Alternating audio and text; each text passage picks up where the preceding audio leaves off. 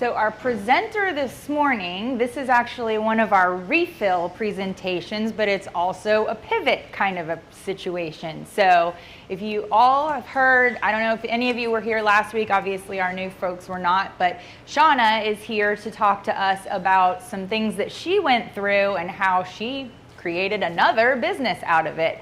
So I don't want to steal your thunder, but this is a very significant month in her world, so I'm going to let Shauna Vaughan come up and tell us all about what she has going on. Take the stage, Shauna Vaughan, everybody. Talk to us about presence without permission. Welcome. Thank you guys so much. My name is Shauna Vaughan. The last time I was here in front of you all was, I think, September or October sometime. And I was seeking advice about what to do next about my husband's medical practice. This room, actually Jared is not here today, but he provided a key insight during that presentation. So I would encourage you to get up here, be vulnerable, and do the thing. So it's really helpful. Ultimately, we decided to close the practice for my husband so that he could take medical leave. But I'm here today to share where I have come since then and what this last year has taught us. So 1 year ago today, this is how I advance, right? Okay. I'd like to introduce you to Presence Without Permission. This is my new strategic advocacy consulting coaching practice. And it is born of this last year with my husband's cancer journey. I am a performance consultant. I have 20 years in corporate, 20 plus years now in corporate America. I work usually with Fortune 100 and 500 companies. So I am very accustomed to dealing with things like power dynamics, high pressure filled situations, and all of the things that come with working with executives, executive leaders, CEOs, C-suites, all the things. My 20 years in corporate, and then a cancer journey, and I realized at some point, my husband and I were actually sitting at a stoplight. We traveled the country because his diagnosis was unique and rare. There was a 0.25% of this recurrence ever happening, and it happened. So we have not played the lottery since. I don't think we should. But we were sitting at a stoplight. We traveled the country, about fourth oncologist in. We were sitting at a stoplight leaving an appointment on the way home, and I looked at him and I said, you know what? My 20 plus years in corporate has prepared me for this. Because while this was a very uncomfortable situation, naturally it would be, there was something about it that felt so familiar, I was comfortable about it. And I realized that my 20 plus year career had prepared me for this exact thing, oddly enough. So 1 year ago, actually on April 12th, just a few days ago, we celebrated the anniversary of it, he was diagnosed with a recurrence of cancer. Every skill that I had built in those 20 plus years became directly applicable. The power dynamics, reading the room, the manufactured urgency, the representation of expertise as authority, whether it's perceived or actual, and just a throwing around of power and the resistance to asking questions or answering them, as that can be present in many environments. So what I realized at the bottom there is that I had been preparing for this without knowing it. And I was determined. I said to Dustin from the beginning, there's a reason this is happening to us. I don't think we fully understand the full reasons that it had happened to us, but I was determined that this experience would not stop with us, that other people would benefit from it. Because what I brought into those treatment rooms with him was unique. Those doctors were not prepared for it. I was prepared for their dynamic, but they were not prepared for my being prepared for having conversations with them, if you follow. So I built a strategic advocacy practice that teaches people to speak up. Did you lose me? High stakes situations. These are where power dynamics are present, and this is the without permission part. It is not confrontational. It is because you do not have to ask for permission when you are in a room that has a dynamic that is attempting to silence you or make you feel small. So what is it? A lot of times we are in rooms where expertise is present and we perceive that expertise to be authoritative. In most cases, that person is not an authority, certainly not an authority over you and yours, as is present in most medical scenarios. But this also applies to the workplace and beyond. Advocacy is a skill. It is something that can be learned and developed. Not everyone has the desire to advocate for themselves or their loved ones. Not everyone has the ability to do so. I realized through this process of sharing our journey, I shared it very openly on my social media pages and on a Facebook page that I created for this. I got feedback over and over and over again that I was helping people, that I was helping them to understand how to navigate scenarios like this. Remember that this is strategic, keyword strategic, not combative. This is not something where we are going at the doctors and being argumentative and combative about it, or anyone for that matter, the C-suites especially. But these are the pillars, basically, of presence without permission. Generally speaking, the path of least resistance is the one that has the hidden cost. So you'll walk away from the conversation where you felt like there was something you needed to say, something you wanted to say. Maybe you said something, but it wasn't exactly what you wanted to say, but you leave the room having not really said what you wanted to say or what needed to be said.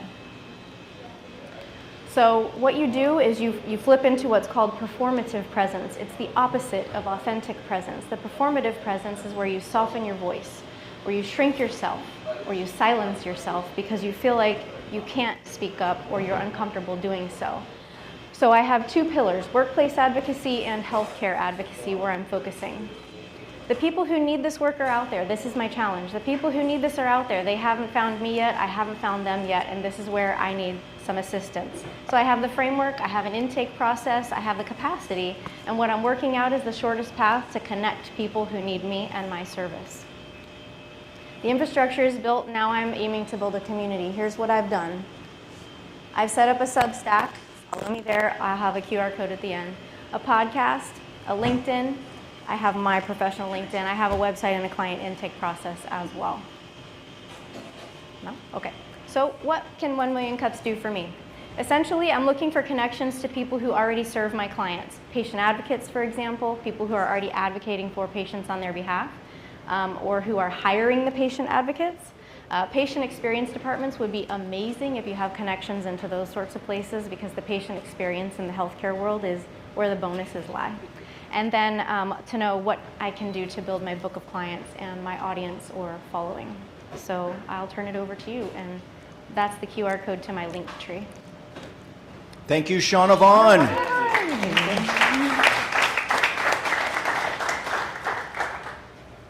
We will go back to that QR code. I want to put your questions up here so we know exactly what kind of actionable feedback we can give you.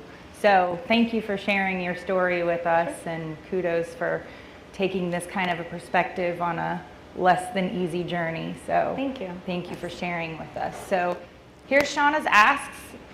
What do you guys think about this patient advocacy kind of a situation? Have you all ever had to be in this kind of a situation?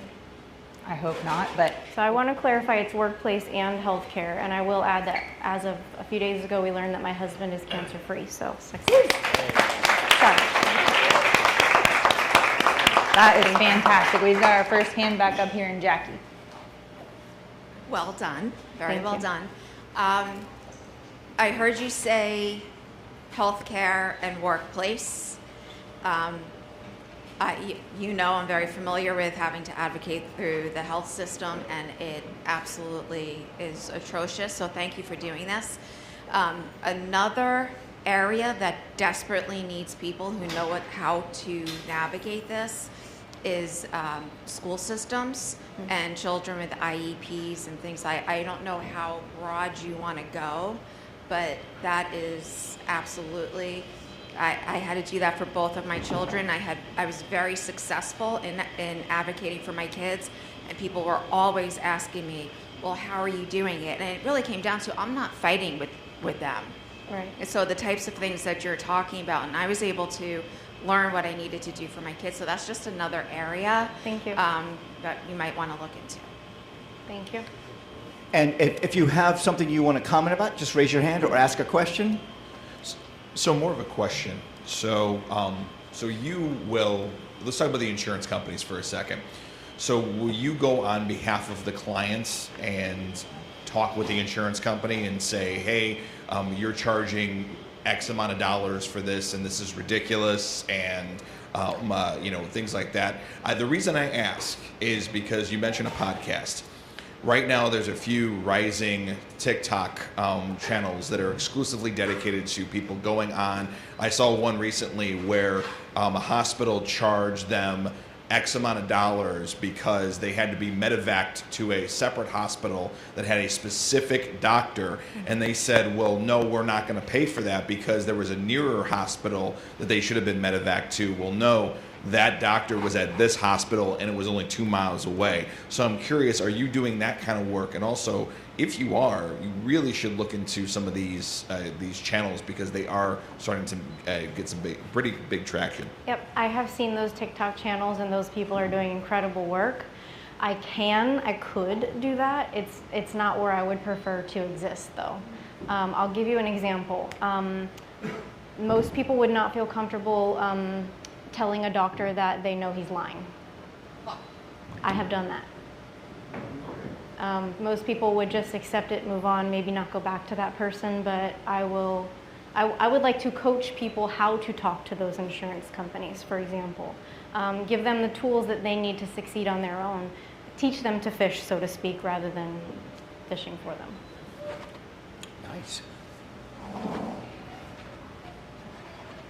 Besides being a stunt performer, I also have a health insurance license, and one of the companies that I work with, New Era Life, has a patient advocacy group or a number that you can call it that will act on their behalf.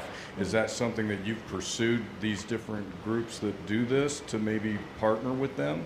That's a great question. Yeah, I could definitely do that. Yeah. I had not considered that. Yeah, so if you go on to most of the health insurance websites, they'll have insurance advocates. Yeah. And if you partner with them, I mean, that could be a huge market for you. Okay. Okay. Yep.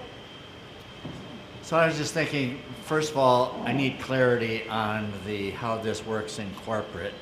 The second thought was podcast guests. Are you looking for cancer survivors, doctors? Who is coming to mind for you for the guests, if you're thinking of doing a guest podcast? Well, I have not opened it up for guests yet because I'm establishing the platform right now and positioning myself in the market. About to echo. So the answer to the question about podcast guests is yes, but I haven't given it much thought yet.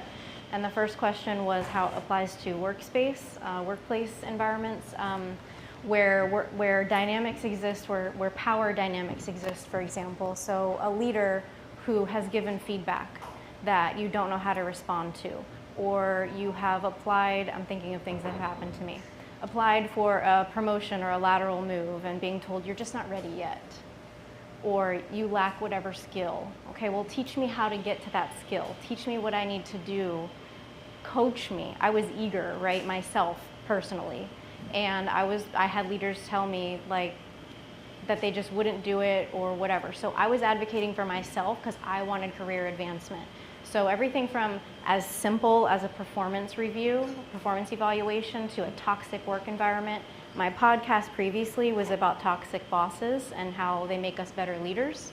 So leadership development, that kind of thing, to get people where they want to go in the workplace. Okay, I want to applaud you for your courage, and while your husband is going through the process, I saw you online and guiding people along the way.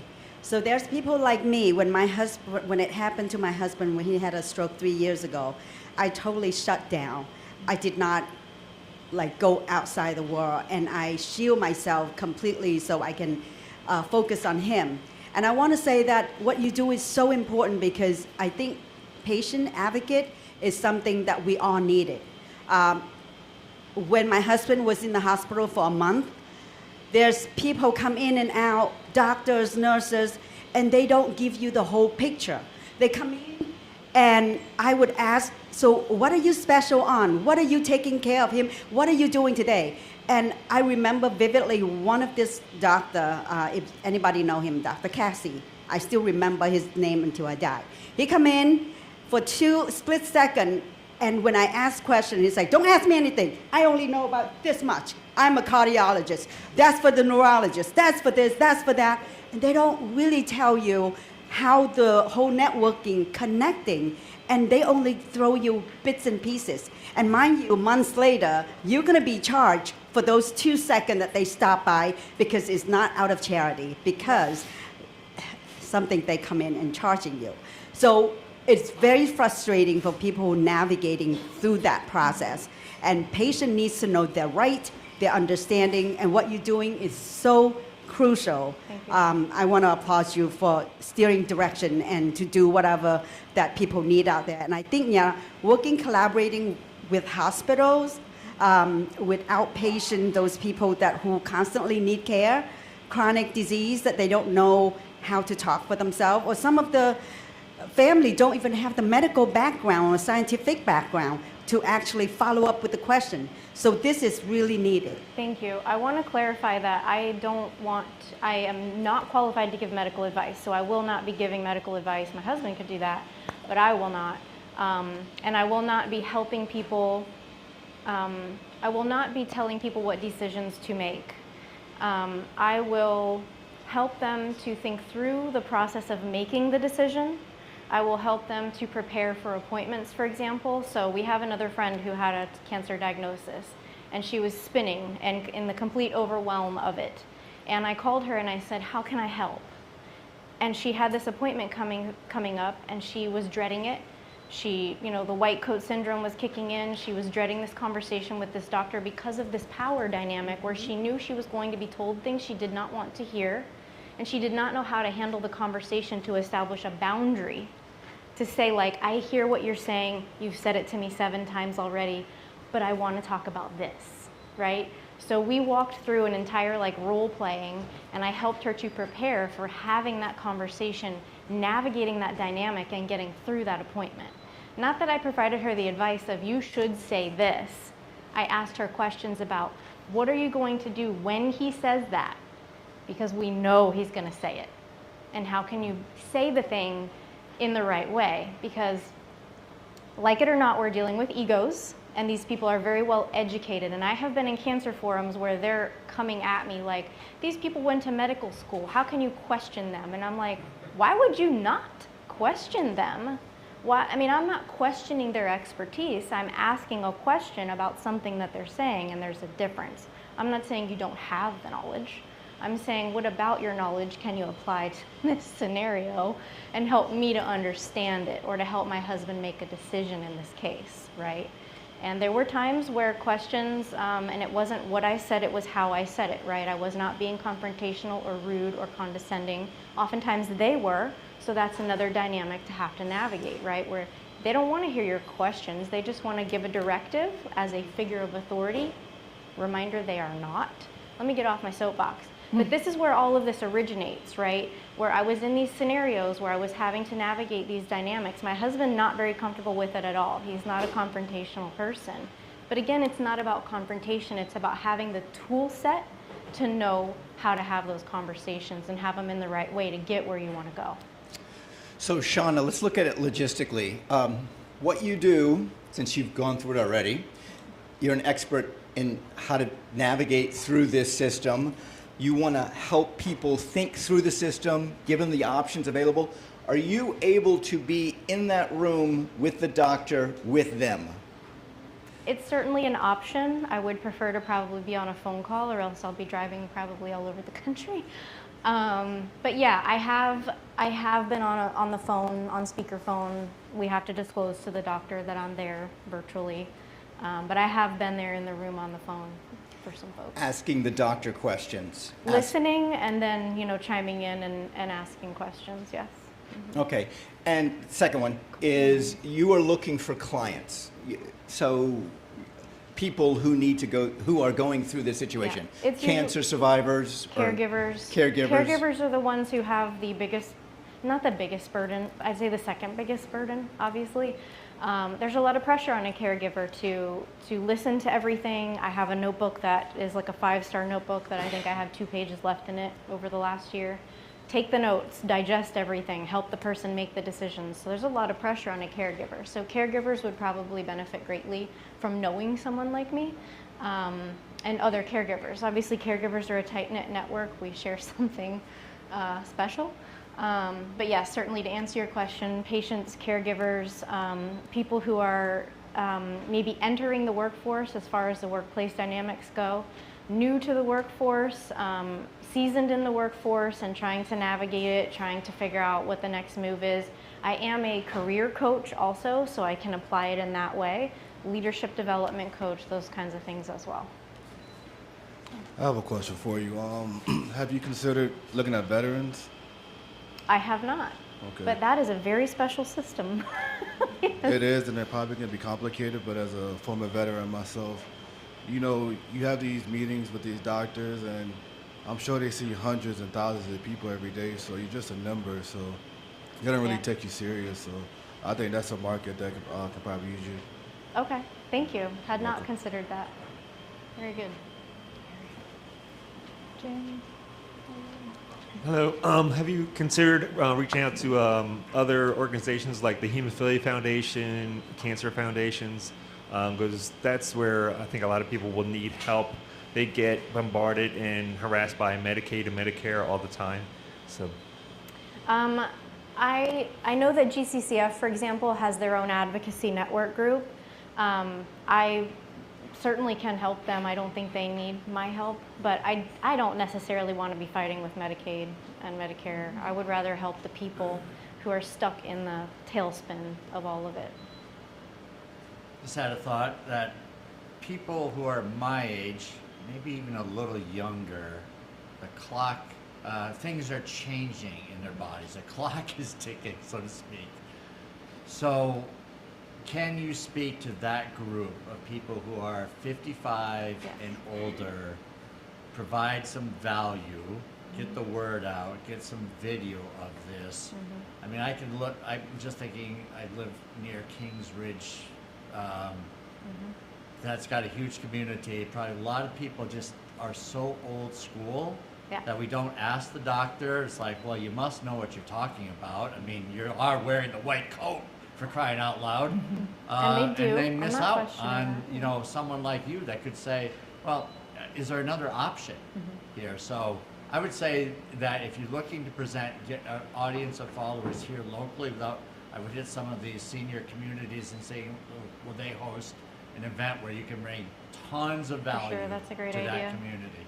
Yeah, we learned through my husband's medical practice that the aging and active adult community is one of the most neglected communities out there and in need of most service. So yes, that's a great idea. And actually, I can speak to it directly. I just advocated for my mother who's in her mid-70s and had to first fight with my family and advocate for her with them, and then to the doctors, which were actually easier than her siblings were. I just want to piggyback on what Harry kind of said there and the way that he said it before we move on to our next comment. Her second question here, what can I do to build my book of clients and my audience or followers? In the spirit of 1 Million Cups, she's not asking you to refer her to this person and this name and phone number, although, you know, that's obviously an option, but think about Lake County and your communities, your neighborhoods, your neighbors even, people that you have seen or heard about going through this. Obviously, social media, people are putting it out there on those platforms, but how can she reach your neighbors and the people that you interact with? Those are the people that may just be overwhelmed, so overwhelmed that they're not taking to social media. So maybe thinking along the lines of what Harry is saying and approaching specific groups.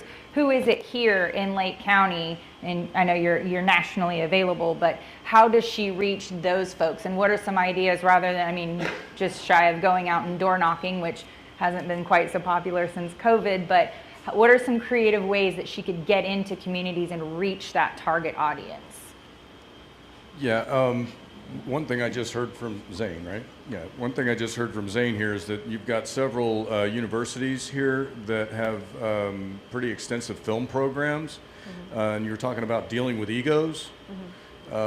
you might want to contact the film schools and have conversations with those people that want to get involved in the film business, because a lot of people get overwhelmed by the magnitude of what they're trying to do, and they just can't do it. They can't figure it out. They go in so many different directions, and then when they do get there, they run into egos that are just enormous.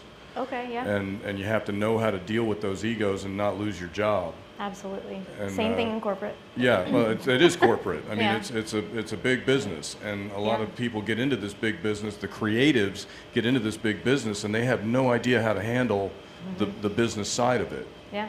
So I think you'd have That's helpful, yeah. that could be a huge pool of clients for you. Okay, thank you. And speaking of being fired, doctors will fire you too, so you also have to walk that very fine line with them. Yes. Yeah, the healthcare system is a very complex one. I work in the pharmaceutical industry for 25 years, and I mean, there are so many players, and it's so complex that part of your knowledge and the value that you can add is knowing very well all the players. You know, the pharmaceutical industry, the insurance, the hospitals. I mean, there are so many players there. So that added value, I think, is where I would suggest that you focus on. And instead of going to two different markets, because, you know, the coaching on the workplace, it's another target market completely. Yes.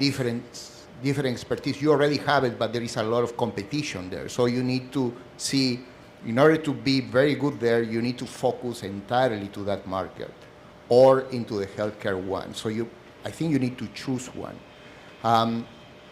With the question that Betsy asked, I met a client this week that is launching a business that is focused on 55 and older communities. So he's trying to do an expo on all those communities, and the way he put it together is he targets 55 communities and older, and invite vendors to talk to those communities. So that could That'd be be a great connection. one place that you can be part of those vendors. Yes, thank you.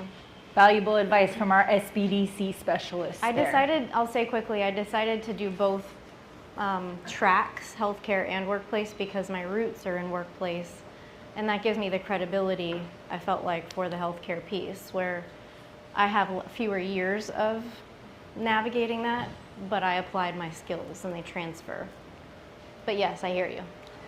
You know, as you were speaking, you were talking about essentially your business is conflict resolution and standing up for yourself and you know, and being in those situations. And to piggyback off of this gentleman, I think you should be targeting, and to kind of go the other direction, you should be targeting young people, especially the Gen Z and Gen Alpha.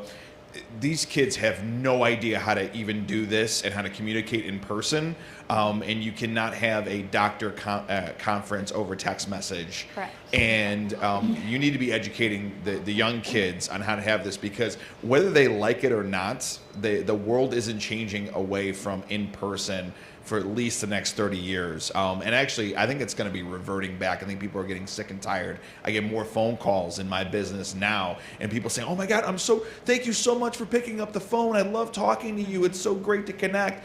And that's not going to change. And these kids have no idea what to do with when a doctor comes in and says, well, you're going to do it this way, and then they become a child and they go, oh, I guess I'll do it this way. Mm-hmm. They have no idea about how to stand up for themselves in these situations, how to have conflict resolution, how to look somebody in the eye. Mm-hmm. So I think that you have a huge untapped market with people that are from 18, and also too is the medical world, they're just now getting off their parents' insurance. Yeah. They have no idea, especially if something does happen to them. Yeah. They have the slightest clue. And also, too, is, to be perfectly honest, a little personal, we have an epidemic of some poor parenting as well, that send out these kids with no information, no way to handle this. The parents have no idea what's going on. And they're going to say, well, kid, you're 27, go figure it out. And that's not fair to them. So... actually, that is a really good point. On my personal social media, on my Facebook page, I say often, because these kids, the Gen Z, it seems, are a lot of times resorting to violent measures to resolve conflict. And I've been saying, like, parents, wake up, teach them conflict resolution. But yeah, I could definitely pivot into that. Yes. So there is a health fair event taking place on April 21st at Heritage Hills. Event goes from 11 to 2.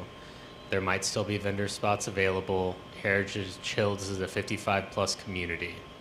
That's Okay. going to be in the AI recording after this, so just watch your email.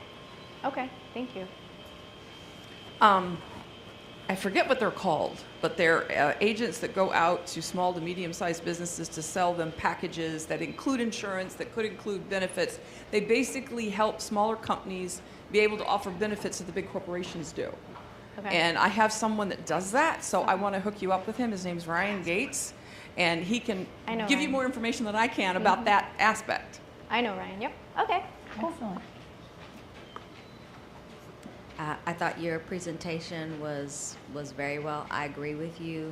Thank you. As it relates to your background in performance, giving you leverage in the healthcare community.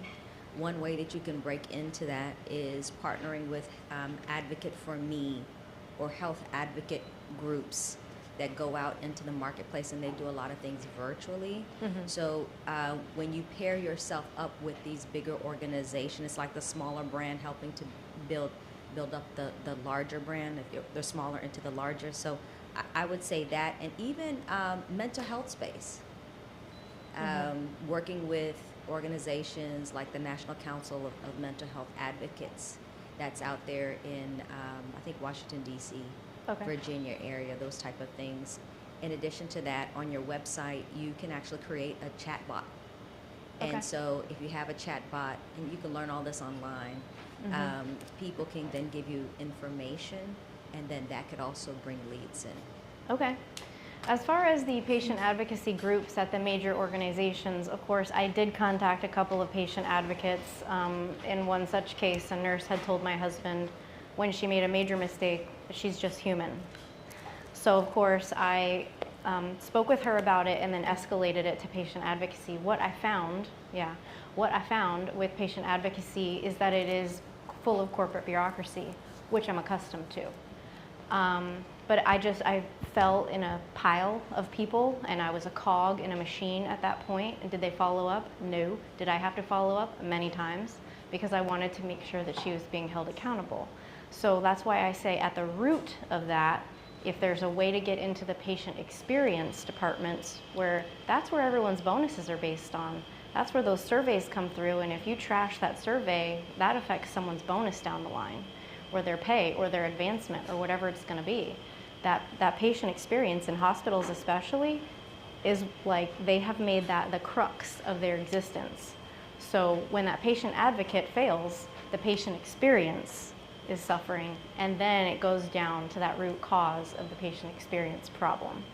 I wish there was a way that I could get to the patient advocacy groups with my training and development background and maybe influence their training and development and help them to how to handle the patients and their caregivers when they call for the advocacy. That would be a dream. So 2 things I want to just throw in. You are a caretaker advocate, correct? Presence strategist, performance consultant, caregiver, yes, all the things. All right, all right. And the other thing is the Michael Foundation. Are you Michael's Foundation? Are you familiar with that? I am familiar. Perfect. Are you familiar with Eileen, who lives there, who works there? No? I've not met her. I will give you a contact. That'll be something to do. Thank you. Excellent.